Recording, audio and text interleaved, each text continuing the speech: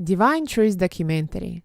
Jesus, Mary, and others provide information to people or organizations that produce documentaries.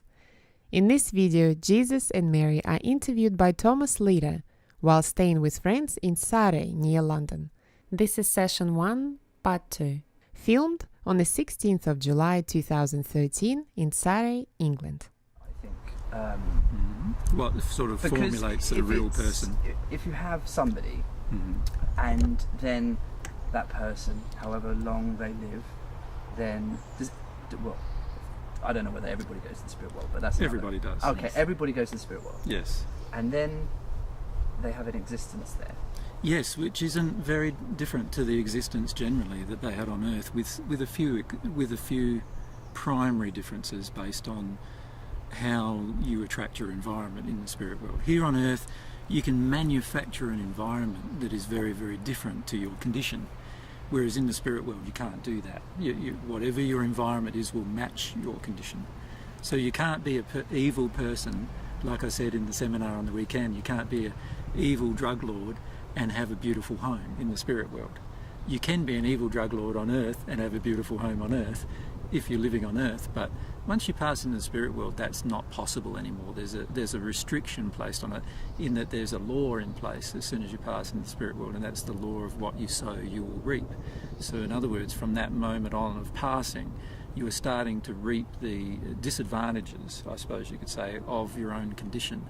And if you spend a lot of your life, acting upon evil impulses or impulses that are out of harmony with love, then what will eventuate is that when you pass into the spirit world, you will not be able to manufacture a lovely environment and at the same time harbour those evil impulses. You will either have to let go of the evil impulses, or you will attract an environment that matches your impulses. And that's the basic principle of that's a basic change that occurs once you've passed. And a lot of people in the spirit world are aware of that, but very few people on Earth are aware of that. And that's why in the Bible I gave this illustration of that when I talked about the illustration of the rich man and Lazarus in the Bible. So I was trying to illustrate the condition, that the rich man had. He was treating the poor person badly, and he had a lovely house and lovely food and everything, and he'd just throw the scraps to the poor person. But when they passed into the spirit world, because of his attitude towards the poor person, he passed into a dark location, and a location where he couldn't have those kind of things he had beforehand. And I was trying to illustrate the fact that when you pass, there is this change, this single biggest change that occurs to you, and that is you don't actually change physically very much, and you don't change in terms of your impulses and your desires very much, but now the location that you attract to live is a match to your true soul nature, your true character. And that was something I was constantly trying to illustrate in the first century, and there are actual indications of that in the Bible. There are some quotes in the Bible that fairly closely match some of the illustrations I gave. Because the Bible was written 200 years after the crucifixion. Yeah. So the earliest books were around about 100 years. They've dated them back to, but unfortunately, because copying had already occurred, already there was a distortion of, the original writings that were written by the actual people involved. And then, of course, as politics got hold of the writings, they then wanted to modify the writings to suit their political persuasions and so forth. And then some people who were violent got hold of the writings, and before you know it, by the 3rd century, what was taught got fairly severely distorted, and what was written got fairly severely distorted. So while my friend Matthew did write a book called Matthew, it didn't originally look much like the current book looks. So that's the trouble with with the Bible itself at this point. It's quite a modified book in comparison to the original manuscript, the original writings of the original writers. Yeah. So it's been and we could observe all of these things happening from the spirit world, but it's very hard to influence people who have agendas not to change the material that was written. And as you as you've said before, that people will find what you say quite, well, they'll find it provocative. I guess it will offend, it can be quite offensive to lots of people. Well, in the first century, what I said was often offensive to a lot of people. That's why I got crucified in the end. All I'm trying to do is say the truth, what I've discovered to be the truth of the universe to people. But of course, people have a whole set of ideas. They have a whole set of, what would you call it, sort of like preconceptions about what life should be. But also they have a whole lot of personal and political agendas and financial agendas that you know, a lot of my teachings will confront. And my teachings in the first century confronted those in a large way. And of course, from the time I started, you know, from the time I became at one with God when I was baptised by John to the time that I died was only a short period of 3.5 years, because the agendas were so big, and they saw me as attacking all of these areas of life. And so as a result of that, they viewed me as a apostate to their faith and a trouble to their political regime, and also destroyer of their religion. And as a result of that, I was murdered, basically. But on this point of people becoming offended, I have to say, frankly, I don't really understand.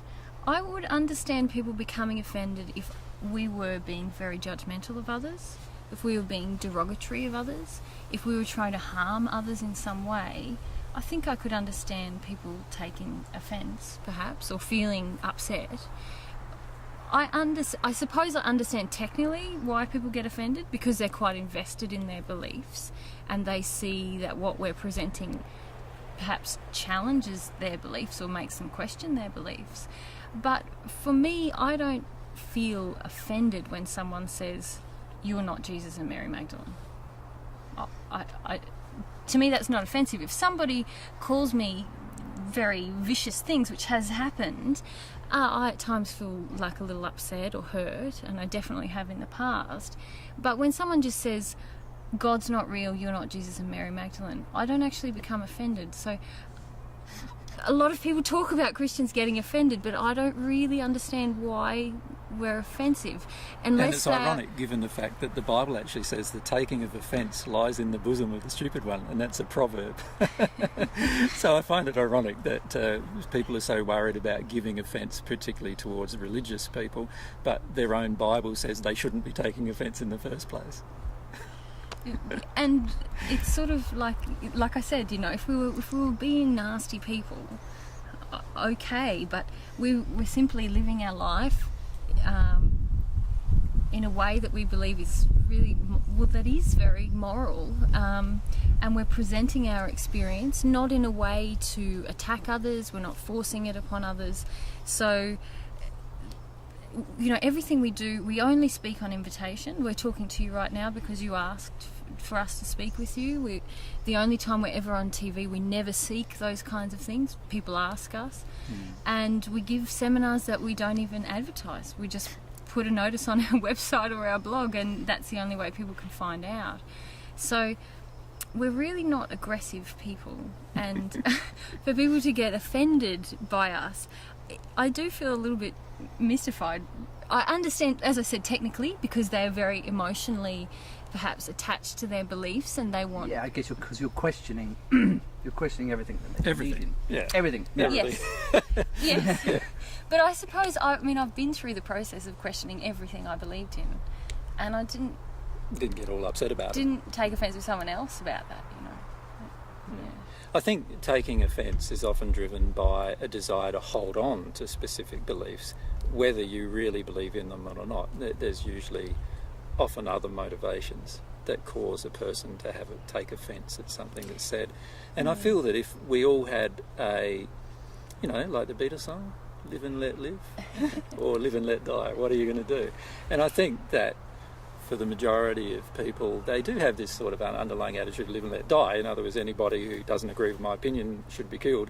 And there's that is very prevalent historically in religious faiths. If you look at the history of religious faiths, even, you know, the history that I've observed, which is the last 2,000 years, you see this terrible attitude that when a person picks up a religious faith, they then feel justified, and they feel that God justifies them killing another person of a different religious faith. And obviously that is really out of harmony with love, and it's also out of harmony with God, so and a flaw in their own religious faith.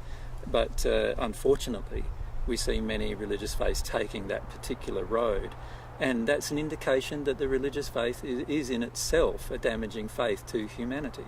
So there are many faiths that need to be modified in such a way as to bring them into more harmony with love. Because if I've got an attitude that I have the right to kill you just because you believe something different than I believe, then I am way out of harmony with love on a lot of levels. And even if I have the belief that I can attack you for believing something, or even get angry with you. You know, that I'm out of harmony with love. And I'm often amazed by many Christians who attack us, because in Matthew 5 in the Bible, for example, it says that any person who is angry with another person, according to Jesus' words, any person who's angry with another person is liable to the fiery Gehenna. Right? It says that in the book of Matthew, chapter 5. So that means that any person who's angry with me is liable to fiery Gehenna under their own belief systems. Now, of course, I don't agree with that, but that's what the Bible does say. And then in the same book of the Bible, in Matthew 5, it says that Jesus said, and it is something I did say, and that is to love your enemy. Now, if with your friends you always get angry with them, I'd suggest that you wouldn't keep your friends very long, right? So obviously a person you love, you're not going to get angry with all the time. And so if you are angry with somebody all the time, that's an indication that you're not loving them, that you're out of harmony with that verse. And just these two verses from the so-called Sermon on the Mount in Matthew chapter 5 would prohibit most Christians from doing what they're currently doing with us in terms of the way they attack us and so forth. Because we often receive, like I had one lady on Irish Talkback say to me that she was a Christian. She said she was a Christian. She told me I needed a bullet in my brain. Like, if that's not a desire for my death, I don't know what is. And I would suggest to her, and I did suggest to her, that that was out of harmony with love and out of harmony with her own teachings, in fact, the teachings that she proclaimed to support. And I feel that that's where we see a lot of hypocrisy in religion, unfortunately. And one of the reasons why is because most religions have been created by people on earth to suppress and control other people on earth, and not to come to know God or come to have a relationship with God in the way God defines. And that's the big difference between what I taught in the first century and everything else that I observed from that point onwards. Yeah. Do you think that people listen to you more or less because you're saying that you were Jesus? Definitely less. Less, by far. By a long shot. I've had, I've had a whole audience rock up. This is early days when I was very shy about saying I was Jesus. I had a whole audience rock up, and as soon as I would talk for 3 hours, and they'd all be fascinated. Questions, this, questions that. There'd be people and they wanted me to keep talking. And one talk I did was nearly 7 hours long, right? Where people just questioning. And then they asked me, well, how do you know all of this? Now, at that point, I had to come clean and say, well, because it's been my personal experience. And they said, what do you mean it's been your personal? What are you saying? And I say, well, I've lived a life in the spirit world for 2,000 years, and so I've observed all of these things. That's how I can speak to you about them. And then they go, what are you saying by that? Who are you then? And then I say, well, I'm Jesus. And I've had like a third or half of the audience just in that moment. They've been engaged for 7 hours before then, and in that moment they get up and walk out, and I never see them again. It's just from that one statement. So now we're much more upfront about that, obviously, because it seems so I kinder feel we need to let them get up and walk out right at the beginning. And that way I'm left with people who are maybe a bit more open-minded. Because you've written, I am Jesus. Get over it. Yes.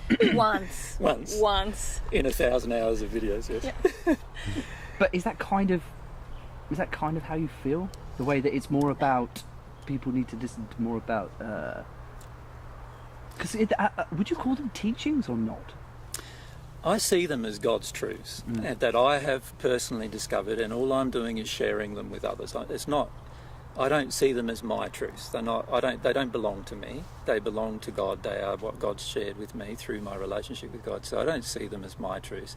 I'd call them teachings in the sense that they are concepts and ideas, but they are actually, from my experience, the truth.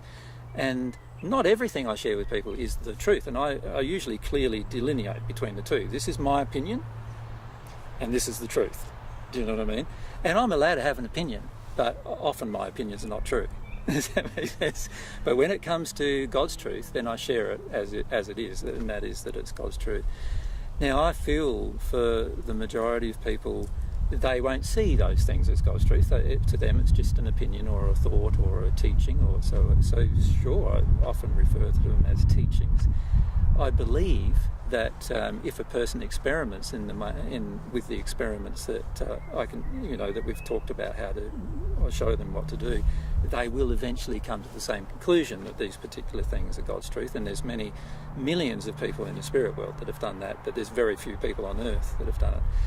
That all being said, I sort of feel like in terms of my own identity, it's not really important.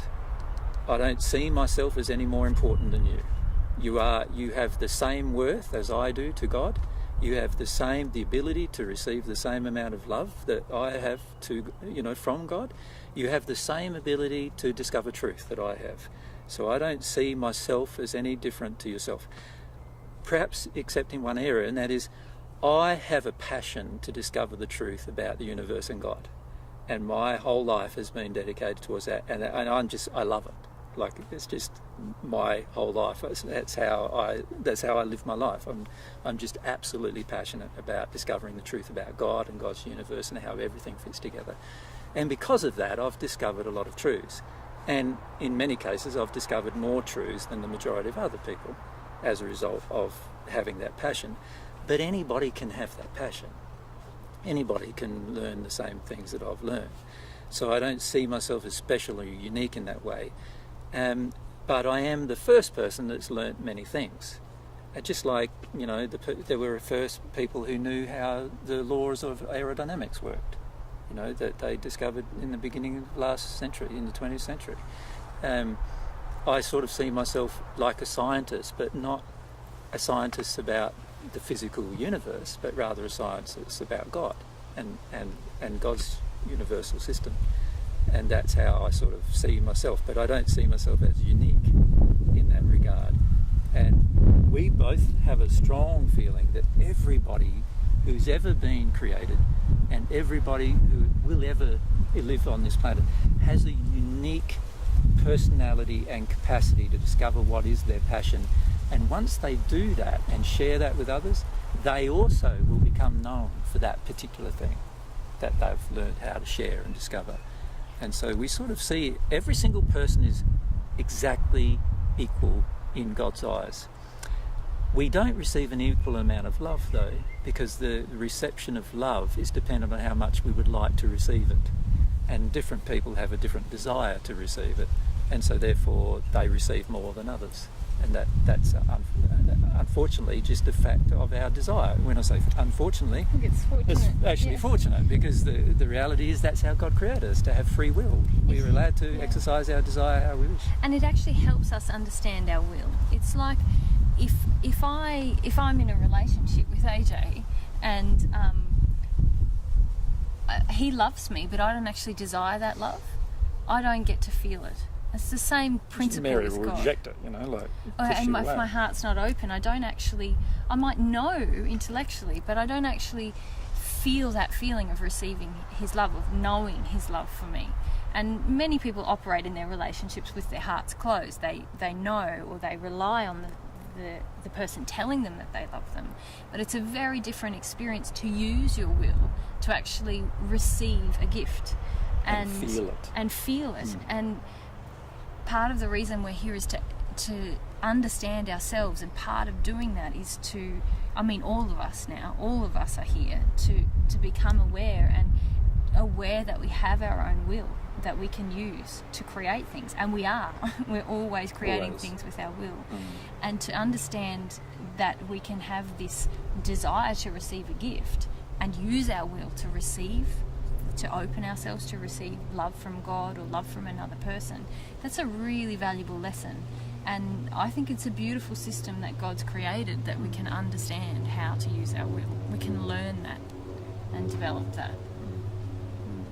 Yeah, I think pretty much every decade that's gone by, there has been somebody that said, hello, I'm Jesus. Yeah, definitely. I said that would happen. What makes you different? Well, if you look at and examine what they teach, it's very, very different to myself. Like, obviously, I would... There is, right at the moment, around the world, there are many people claiming to be me. There's a guy in Brazil. Central America. There's a guy in Brazil. There's a guy in Russia.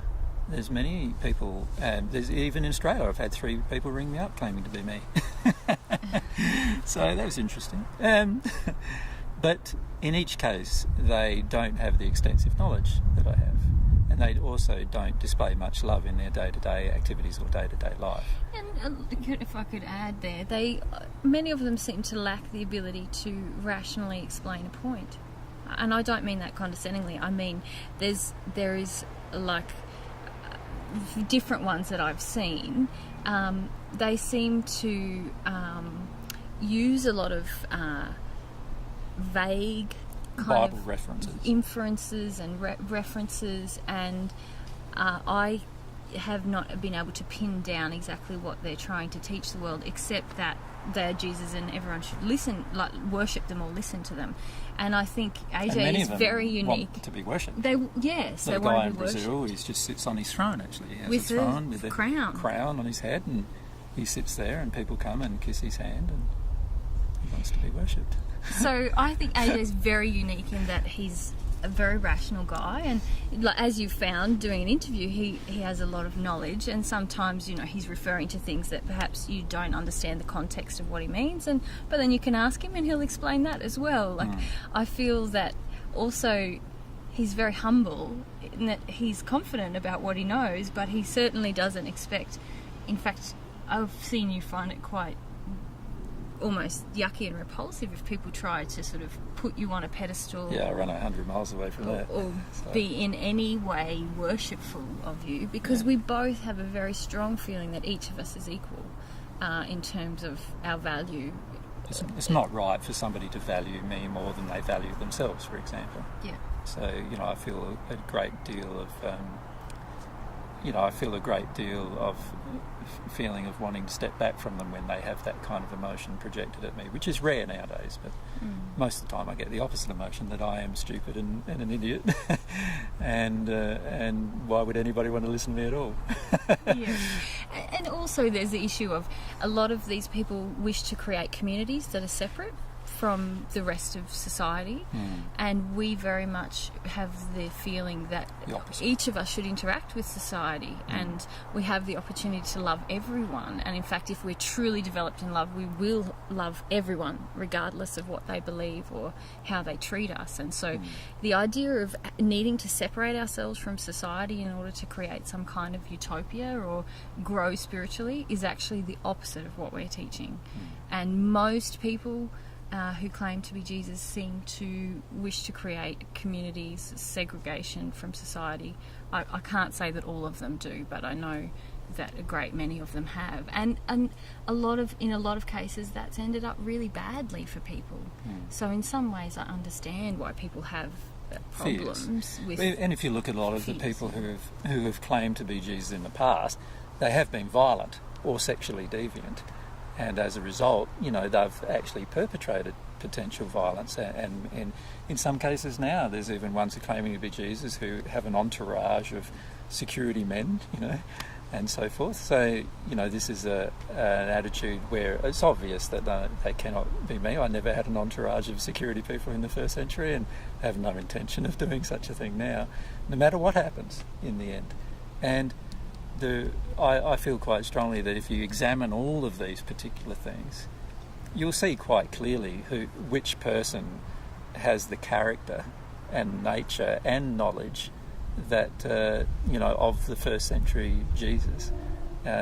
in comparison with the others who claim to be such. I've spent a whole life of having people claim to be me. Throughout my 2,000 years of life in the spirit world, there are many tens of thousands of spirits who claim to be me. So, I'm fairly used to having people claiming to be me all the time. There's not much I can do about their claims except to say that they're false, that's all. I think I'm interested in, because you have this Waco thing that happened, which is a terrible disaster, and you can analyse that from lots of different perspectives. You can. Actually, there's a lot of conspiracy theorists about there are roles to play. Yeah, there are lots of different things. But I'm going to ask a question. I don't really want to ask a question. That's okay. Let's go and so we've been said to be worse than Waco. Is that what you want to talk about? Yeah. So to be compared to something which is a complete travesty and a horrible thing that happened, the Waco disaster. To be compared to that, how, for some, why would they do that, and how does that make you feel? Well, the why is very different to how it makes me feel. If I answer how it makes me feel, because that's pretty simple, it doesn't worry me at all, actually, because I know that we're not anywhere, nothing like that. I know I'm never going to encourage violence or in fact defend violence. Or have a compound. Or have a compound, or be guiding people in any way to have a compound that's separate from society or any of those kinds of things. Or own a gun. Or own a gun, even. So, the comparison is ludicrous from my perspective and doesn't warrant my, it really doesn't warrant any emotion from me. And I think it's quite funny in a lot of ways. And it's quite funny because there is this underlying drive, particularly in the Australian media, to portray it that way. And you've got to question why, given the fact that the very people who portrayed it that way stayed in our home for 2 days. They know I don't own any guns. They know I don't own, there's no people who stay with us. They know that we live in a one-bedroom house without any fences or compound or gates, or they know that I promote love in all of my teachings, and pacifism and not going to war and not defending yourself and under all those. So they know all that because they stayed with me for 2 days and had many questions, just like you've had many questions yourself. And yet they still claim these things. And the reason why they claim it is because if they say there's this nice fellow who lives up in Queensland who's claiming to be Jesus, but actually we went along and visited him and he sounds pretty reasonable actually, and he sounds a pretty nice guy and he's not going to hurt you at all, then you wouldn't get too many listeners and you wouldn't get too many viewers who would switch on out of fear. And I feel a lot of the media today is driven by the desire to make the public afraid, because if you can make the public afraid, then lots of people will tune in, because there's a lot of fear in most people in the most members of the public, and they tune in and they believe everything they hear, or many times they suspect that it might be true. And this is just the manipulation of the population through fear. That's all it is. Now, in the past, there have been people who have claimed to be Jesus who have done these things. There have been people who have been sexually deviant who've claimed to be Jesus. There's been people who have been violent who have claimed to be Jesus, and so forth. And so they then can play on these particular historical events and then put that onto the next person who claims to be Jesus. Now, at some point in our future, there's going to be one person who claims to be Jesus who's actually Jesus. And I suggest to people that sooner or later, by the fruitage of the person, by what the person does, by the kind of ways they act, you will know who is the real one in the long term. And you won't know until then. That's the reality. So no amount of proving from some kind of, miracles or whatever is ever going to prove anything aside from the person can do some miracles. It doesn't prove anything else. It doesn't prove that they're a person from 2,000 years ago. So I see a lot of flaws in the logic of people. Like, just if I could do miracles today, it doesn't prove that I'm Jesus from 2,000 years ago. It just proves that I'm a person who can do miracles today. That's all it proves. It doesn't prove anything else. It doesn't. The only way that I can actually prove that I am the person from 2,000 years ago is to get a heap of people who know me from 2,000 years ago to come to Earth, which eventually might happen, to come to Earth and say, I knew him from 2,000 years ago. That's the really only way that it can be proven to anybody's satisfaction, as far as I can see, from a logical perspective. Every other way that people claim it can be proven doesn't actually prove whether I'm Jesus or not. And I see constantly this flaw, these logical flaws in the reasoning ability of people. So they get manipulated through fear into not being able to reason logically. And this is what I see as a primary problem with the planet, with all sorts of truths that we could get given to us through this process of discovery, is that we are flawed with the way in which we use our logic, and the flaw comes from the unhealed emotional experience. So in other words, if a person in the past claimed to be Jesus and he got some guns and got together some people in a compound and eventually had a shootout, and by the way, all of this isn't necessarily proven, but let's say it did actually happen, and then we can then say, well, the next person who claims to be Jesus is going to do the same thing. And I don't think that's very logical extension either. How can you say that? The next person is an individual in his own right, and even if he's claiming to be Jesus falsely, he may not do the same thing. He might not get a gun and create a compound and do all the other things that the other person he claimed to be such would do. So I see that there's this constant flaw of logic in most of the reasoning ability of people, and I feel the media often plays upon the fear in people to influence the flaw in logic without people seeing, well, hang on a sec, that doesn't make any sense.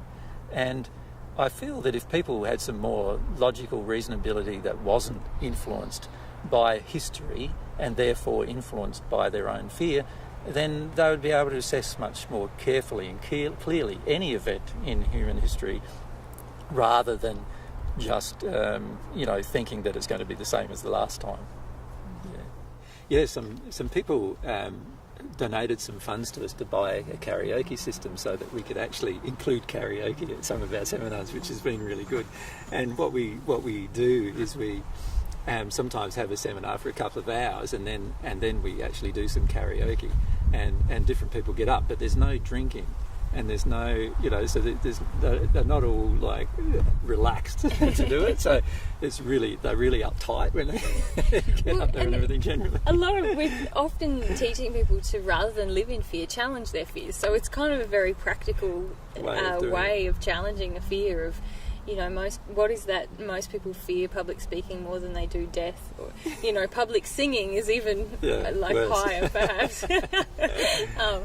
So it's great, and it's lovely to see people embrace it, like even if they are technically, like such as myself, perhaps not shining, but when you come to Australia, we'll probably, myself and Fabio, who's a friend of mine, who are used to doing it, we'll probably get up and do it for an hour or so after one of the sessions on Saturday, probably while you're there, because we find that if we do it, it sort of just has a tendency to relax everybody as well, and just have fun and have a bit of fun as well, and people get up and have a dance and everything as well. It's fun. So when we come to Australia in about 3 weeks' time, we shouldn't expect sort of large walls or gates or things like that. No, we haven't got any. Protect, and because there was, I don't know, I saw that you were buying up land. Is that? No. Well, it's funny because we had the Australian Taxation Office contact us and said, we want to do an audit of you. We go, oh yeah, no worries, we'll do an audit, that's fine. What do you want to know? Well, we want to know all the properties you own. I say, but you already know all the properties we own. Like, that doesn't make any sense. Yeah, no, but, according to the media, you own this and you own that, and according to these people that have sent in letters to them, we own this and that and whatever. And I'm going, no, we don't own any of those things. And they said, well, how can you prove that you don't own them? I go, that's an interesting thought. I don't know how to prove that I don't own something. I can prove that I do. But in terms of proving that I don't, that might be a bit more difficult. And a lot of times, the properties they thought we owned, we don't even know the person who owns them. So proving that we don't own them might be difficult. It would be like getting in Australia there is a way that you can actually get a title prove that you don't own. But so in the end, we had to write a whole heap of replies about all the properties we don't own. We only own one property that we currently live in. That's 40 acres that I bought before I met Mary. And before we received any donations. And Hey, you purchased that I purchased it money. from my own money that I got from running my computer businesses and development businesses that I had at the time. And that's the only property that we actually own. And it's not worth very much from a Queensland standards. But we do hope that at some point in the future we will have enough funds to have a caretaker on the property. And we've actually started looking at trying to get enough funds together to build a caretaker's residence on the property that we're borrowing some funds to do.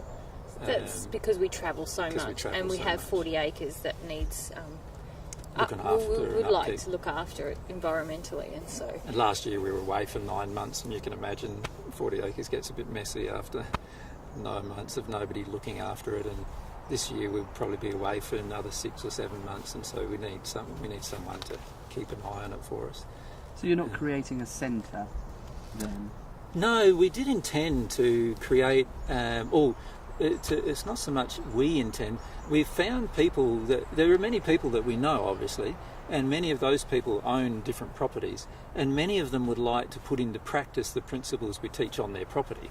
And so we do give advice to some of those people who ask for it. And there are some of those people who want it to become a centre. So nearby us, you'll meet a couple who they've gotten together with 4 other groups of people, and they've bought a property, and they want to create a centre that sort of demonstrates that demonstrates the principles of divine truth in personal lives. But we don't own it, they own it, and all they do occasionally, and it's very occasionally at this point, it's probably once a month, they ask us for some advice. And to clarify, it's a property, it's not a commune or a compound either, it's just a property that they live on, and their main focus at this point is environmentally. They want to restore the land to more of a pristine condition. It's been damaged by livestock and grazing, and they want to regenerate the land and reintroduce native plants and all of these things and there's a certain way of doing that in harmony with God's love, and so that's what we talk to them about. And they're pretty passionate about it. It's one of their personal passions. And we've met another family who live in New South Wales, which is 800 kilometres from us, who have the same desire for their property. And so we occasionally visit them, probably once every 2 months or so we'll visit them, and they are, we give advice about what they, different areas they could choose to do. But we don't tell them what to do in terms of they have to do this, otherwise we can't be their friends and all that kind of stuff. That's not what happens. And we do enjoy visiting them, because we can feel their passion for it. They have a strong desire to change. In the second family's case, they've got a sheep farming, a sheep station, and they want to turn it into something that's more harmonious with what they want to do for their future. And so it's just really enjoyable going down there and helping them go through that process. So we basically just provide advice to those people who own those properties. But we don't generally do it to everyone who asks, because we find that if we did, we wouldn't have enough time to do what is our core desire, which is just to share God's truth with others. And so our core desire is always going to be that, always going to be just to go to people who want to know more about God's truth and just share it with them, and what they do with that truth is up to them. But so all of the properties that we so-called own, we don't own. And there's so many media things that have been said about, and it's quite funny really. A lot of them have been said, unfortunately, in such a way that the general public believes them. But it's sad in a way that there's no... And, if we were financially wealthy, we could consider perhaps suing the media for their misrepresentations of us. But in the end, that wouldn't be loving towards the media either. It's not loving to sue somebody just because they've told a lie about you. In time, I feel any lie about us will come out and be exposed, and the people who did it will obviously, they'll have their own personal reputations ruined through the process. And that is probably how things should be, I feel. in the sense of not the ruining of their reputation, but the fact that lies will always at some point in the future generally be exposed. It's pretty hard, even for a president, to tell a lie and not get found out at some point in the future. Isn't that not true? That is very true. Yeah, truth has a way of working its way into people's lives, even when they resist it. And I feel that we have such a transparent kind of life anyway. Yeah. A lot of our life and our history, what we're going through right now, we publicise it all through the process of our teaching others. We're very open to being asked anything in a public setting, and especially, I haven't always been open to that, but I'm becoming far more open to it. You're very open to it. Yeah. And I mean, as you find, asking us questions, I don't think we put up resistance to any area. So I feel like anyone who's sincerely interested in the truth about us would find it very easily. And it's just that some people feel very challenged, or they're afraid, or, you know, they have their own reasons for not really wanting to look at what the truth is about us. And well, there's a lot of preconceptions, isn't there? Yeah, that preconceptions that trigger their fears, and then they don't want to look any further. So the average Christian, a preconception would be that Jesus is God. So the preconception is, if I'm saying that I'm Jesus, that means I'm saying that I'm God. And of course that's not what I'm saying. I'm saying completely the opposite to that, in fact, that there is a God, and I am just God's child, just as everyone else is God's child, which is exactly what I said in the first century, but which was distorted. But because of the preconception of the faith, there's this presumption that then occurs in the mind. So all they hear is some guy in Australia is, you know, calling himself Jesus, and then they go, so he's claiming to be God? How dare he claim to be God? How dare he claim to be my saviour? And all these other emotions get triggered as a result. And I'm not claiming to be any of those things that they are assuming I'm claiming. But, of course, their assumptions are based upon their belief systems, and I understand that. I understand that they assume different things based on belief systems, but that doesn't make the belief systems correct, and it also doesn't make their assumption about me correct. But largely we're okay with them having their assumptions. Like, we don't feel that they must know the truth about us. No. I feel that they're allowed to feel whatever they want. Yeah. Yeah. So you're saying that you're the Son of God. I'm sorry, let me do that again, because nobody wants to start with a cough today. You're the Son of God as much as everybody else is. Well, there's two aspects to being a son of God. There's firstly the created son or daughter of God. Now, all of us, all of humanity, are the created son or daughter of God. So in that regard, you and I are identical in that regard. I have been created by God as a child of God, just as you have, and I am one half of one soul, Mary being my other half, and so we are the child of God collectively as well. Now, we are both like that. Now, there was another way in which I talked about, particularly in the first century, but all the way through my life in the spirit world as well, I've talked about how we can become a son of God in a different sense. And the sense is how we can become at one with God in love, and therefore become transformed into this sort of being that's now at one with God, as well as being a son of God. And I called that being a son of God, if you like, or God's son. Or being born again. Being born again into this conditional relationship that where God and yourself are at one on the way in which you demonstrate love. So you still have your unique individual personality. You're not overcome by God in any way. God, in fact, wants your personality and individuality to grow. That's why God created you. But God would like, but doesn't demand, that you become at one with God in the way in which you express love. And to do that, you have to receive some of God's love. And once you've received enough of God's love to become at one with God, then at that point in time you can be truly said to be God's son in every aspect. Not only God's son as a created child, but God's son also as a person who desired to be the child of God, if that makes sense. In other words, you've now accepted that you're a child of God, and you now also want to, have this relationship with your heavenly parent. And I called that being God's son as well. So I've referred to being God's child in two different ways. So I often likened myself in the first century to the son. I called myself the son of man, or the son of woman. The way in which in the first century we actually traced lineage was through the woman, because it was hard to trace a lineage through a man. Of course, the man didn't give birth to you. And so it was only a presumption as who your father was, but your mother was pretty much firmly fixed. And so, I often refer to myself as the son of man, or the son of a woman.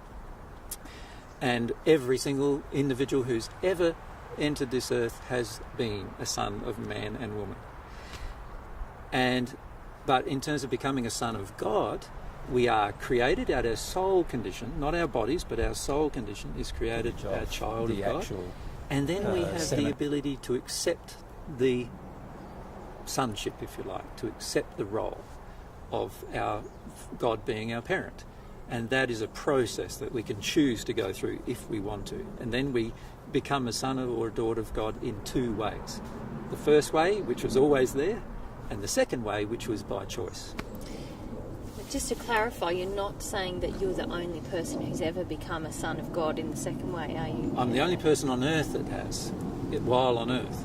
But there are literally millions and millions of people who, since they've passed into the spirit world, have become sons and daughters of God in the same way that I and have been. And there will be, we hope, many millions of people on earth in this visit of time who will become sons of daughters of God through the same process.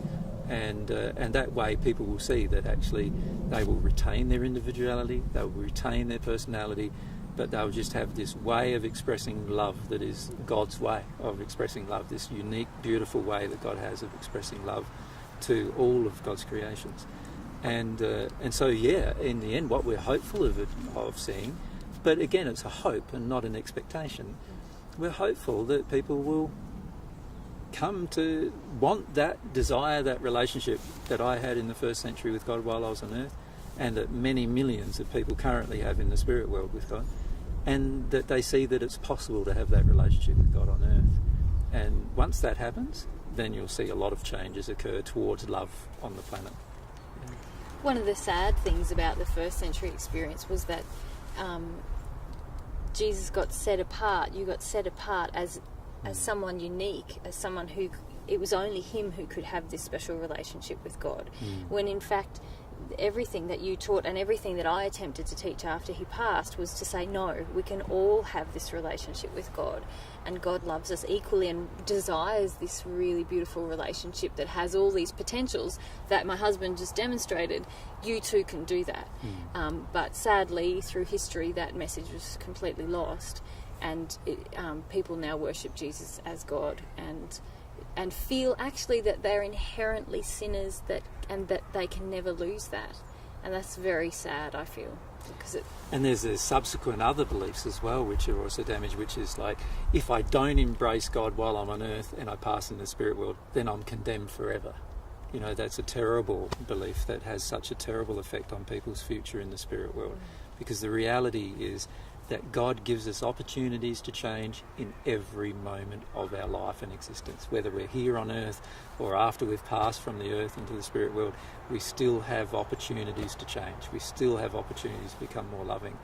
And so there's a lot of teachings on earth that are sort of anti the truth, if you like, anti the truth about God and anti the truth about our future. And many people, after they pass, they might pass and then for the next 10, 15, 20 years still believe their old teachings. But after a while they start giving up different old teachings because they realise, that wasn't true and that wasn't true and that wasn't true. And they start to see what's really going on, and as a result of that, they start changing their belief systems to be more in line with what the universe is demonstrating to them scientifically. And I'm saying to people, well, no, you can do that on earth. You could start assimilating a lot of these understandings and beliefs that are true and real while you're on earth, rather than waiting until you actually see with your own eyes that such a thing is going to happen to you. Yeah, and these truths that we're attempting to share with people, they they foster hope, don't they? The real truth about God actually fosters hope, and it's testable. You know, you can do experiments and gain more knowledge and experience, which gives you faith and hope and all of these wonderful qualities that make life really fun and enjoyable.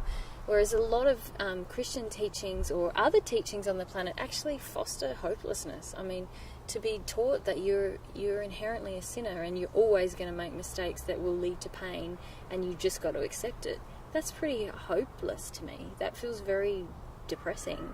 And it's not actually the way that's in itself a sign that it's not really what God has created. Everything God's created leads us towards growth and more hope. We might have to pass through periods of feeling sad or hopeless, but if we're willing to experience that and come out the other side, we receive more truth, which gives us more hope.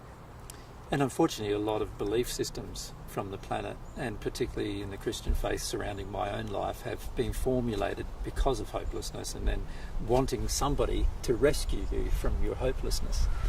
And it's sort of like this idea or concept that Jesus is the saviour of our sin, you know, saviour of us from our own sin, is really a very flawed concept from God's perspective in a lot of ways, because God makes us all personally and individually responsible for everything that we do.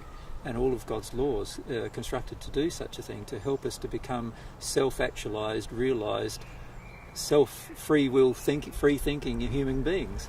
And the beauty of what God's done to do that is marred by these concepts that you have to rely that somebody else will pay for what you did, or somebody else is going to help you do what's good. The reality is we all have a personal choice to do what's good, and if we choose to do what's not so good, then there will always be consequences. It's like if I decide to jump off a building that's too high, there's going to be a consequence, and this is the way it might hurt, and if it's too high, really high building, then it might kill me. And there are always physical consequences to the breaking of law, and we need to just come to understand the laws that God has in place and how our whole future life and existence is built around them, in fact. Yeah, because every time we actually choose to live by the law, there's a consequence as well, and it's an awesome one. It's a reward, if you like. Yeah, well, yeah, it also leads to more freedom, more knowledge, more development. It's a gift every time we act in harmony with law. A lot of times on the planet, we see acting in harmony with law as a restriction. You know, by man's law is a lot of us feel it's restrictive to do the speed limit and we'd like to speed. Whereas in coming to understand God's laws truly and live by them, it's like voluntarily live by them. We all have to live by them. Some of us rebel and that leads to pain, but when we do it voluntarily, we find that actually it leads to growth in love, and when we grow in love, there's actually more freedom and joy in our life.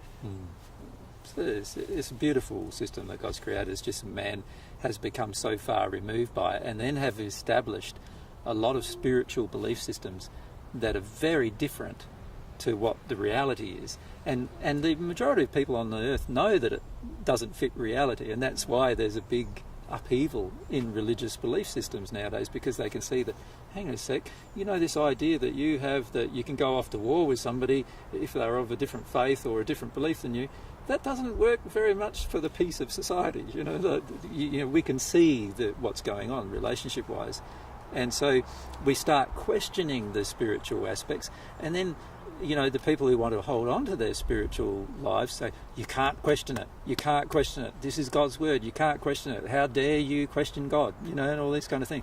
And I would reason that firstly, God gave us a brain to actually question everything, and God gave us free will to decide, and God gave us the ability to use logic and reasoning facilities, and so any faith that does not have logic in it is flawed from the outset.